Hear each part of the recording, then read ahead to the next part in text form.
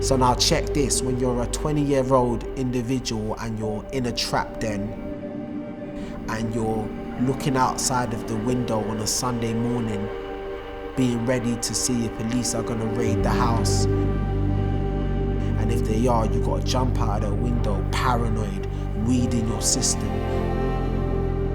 When you're that stage and you're looking out of that window, all you see is nothing. And that was me. I felt everything that I put on myself up till that stage has brought me to a place of feeling lost.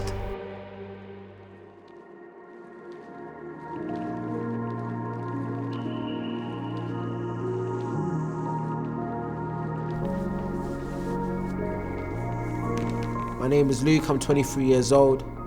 I was a gangster, drug dealer. My life was all about making money.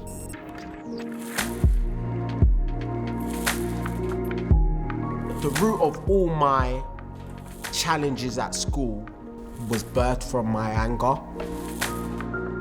So my anger led me to get kicked out of my first school, and then was eventually moved to like just a bad school.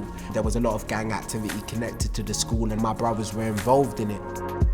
So I joined them, and everything was already mapped out for me. I gotta walk the part, I gotta do what everyone expects me to. So at 15, I started selling cannabis weed. That led to me start dealing MD and ecstasy pills at spot raves at 16. I was 17 when I first got caught for selling drugs. I was arrested and I ran away from home. I went county lines for the first time. We called it OT, which stands for out there. You know, you go far away from home. I stayed there for 3 weeks, and then that's when I was introduced to crack cocaine and heroin. Yeah, so violence was a natural thing. You know, I remember going out so many times to the enemy's territory to attack. I myself had been stabbed 5 times on 3 different occasions.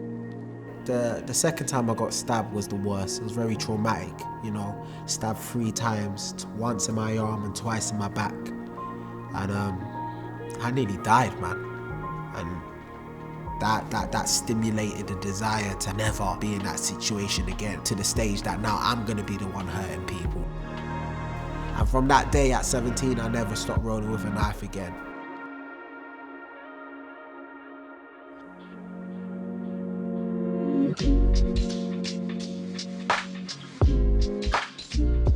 My first year of university was like a lifeline, man.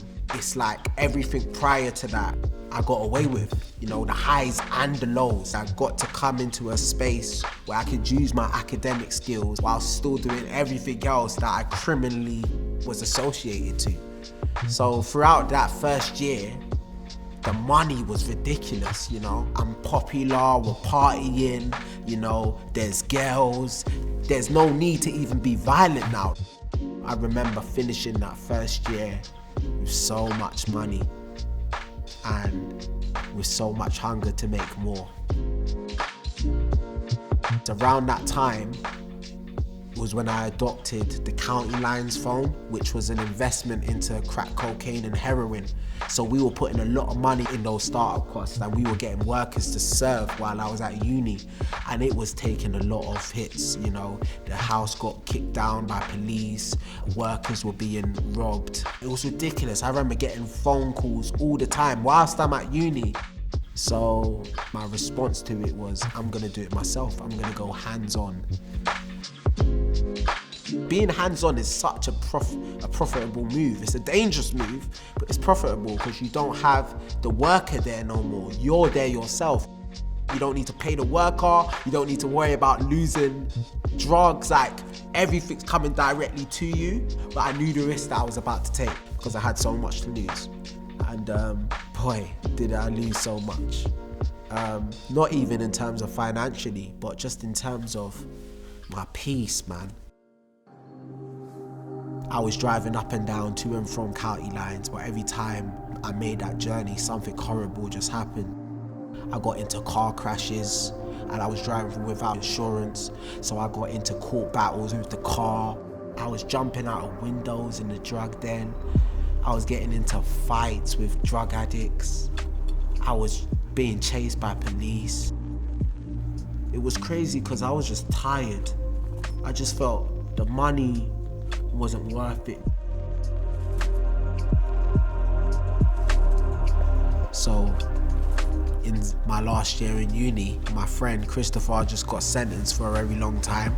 And what you need to know about Christopher is that he's already spent a lot of his time incarcerated.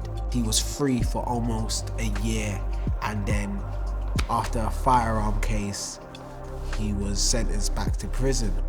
It was so frustrating to find out that he was incarcerated again. It was almost like you took something from us.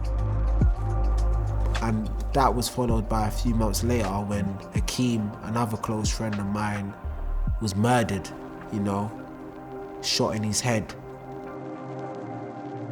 And I think those two significant losses just forced me into a wall where I had to find peace with what my life was, and I couldn't find that peace, and that threw me in a state of depression, anxiety. I asked this fundamental question: what is life? And I did not have an answer. The money, the cars, the respect, the fame, the popularity, the music, none of that could tell me what my life was. I remember telling my girlfriend, I don't know what it is, but something's gotta change.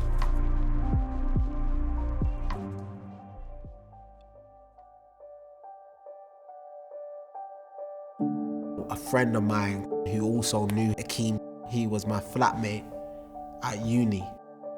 I don't know if he did it out of concern, but I remember one day he knocked on my door and he was just like, "What's that church saying down the road that you've gone one time in first year?" He's like, "I want to try it out. So, you want to come?" Yeah, we went. And I just remember there was beauty in the worship music, the good people, just a warm place of love. And that nostalgic feeling was amazing, so I kept coming back every Sunday. I didn't change my lifestyle per se. I was still doing the same things, still seeing women, still dealing drugs, still doing everything I was doing, but I kept going back. The fourth Sunday that I went to church, that's when everything changed. So there was a guest speaker that came that day, and when he spoke, it just felt like those words were for me. He started talking about, you people that come church on a Sunday just for that nostalgic feeling, but then you leave and then you go on to do everything else you want to do, in your week. God is calling you to 100% relationship. If you ain't doing it 100%, it's nothing. And the next thing I found myself, I was on my knees, man, at the altar, just crying out to God, saying, "Look, I want to have this relationship, but I know it's hard because everything in front of me is pulling me away from you."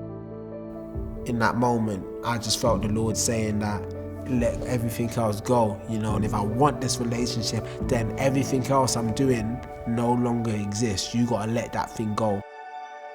That moment on my knees when I actually desired for God to move in my life, and accept Jesus, I had to follow what I heard, had to follow what I felt, which was to let go of that lifestyle, man.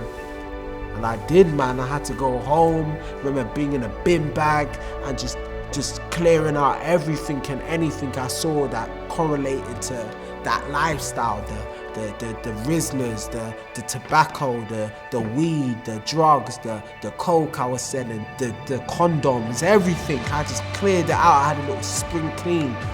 I knew what I had to do because I just kept getting reminded of this hole that I finally was filling with him. And it was a different kind of peace, man. I had my joy back. It was nuts. And I was thriving off it. It was my new drug. I was zealous, man. I was just happy to just be found and forgiven, man. Purpose is everything. You know, I'm a light in this world. I'm meant to shine, man. Through my voice, through my personality, my desires to just use it to make a positive change to this world. Bruv, Jesus is so good, man. Like, I am who I am because of him.